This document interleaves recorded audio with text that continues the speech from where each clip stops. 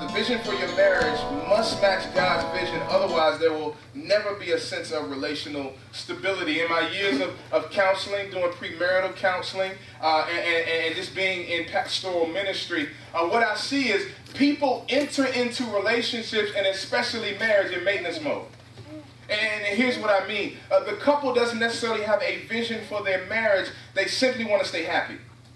And so the goal is happiness. So they rig their lives. They do everything just to maintain staying happy. The problem is their happiness doesn't include personal holiness.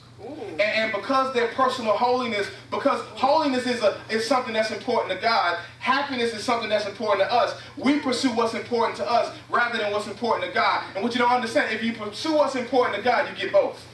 But if you only pursue your happiness, what happens is you only feel threatened when your happiness is threatened, but you don't necessarily care about that person's spiritual walk. Don't miss that.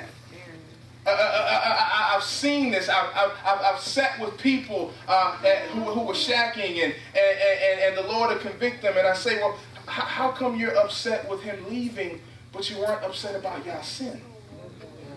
See, you were more concerned about your happiness than holiness. So this is why you're crying and upset because he's moving out, but you wasn't crying about the fact that you sinned against the Lord. See, the goal is holiness, not happiness.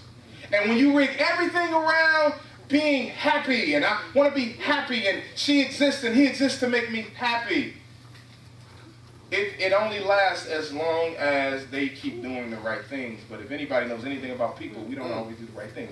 You're fickle.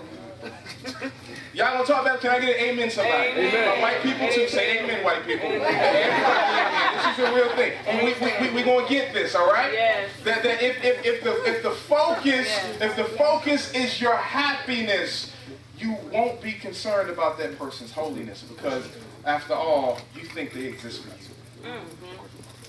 That's not God's design. That's not God's design. See, listen, the reason God gives you somebody to love is to make you more like him.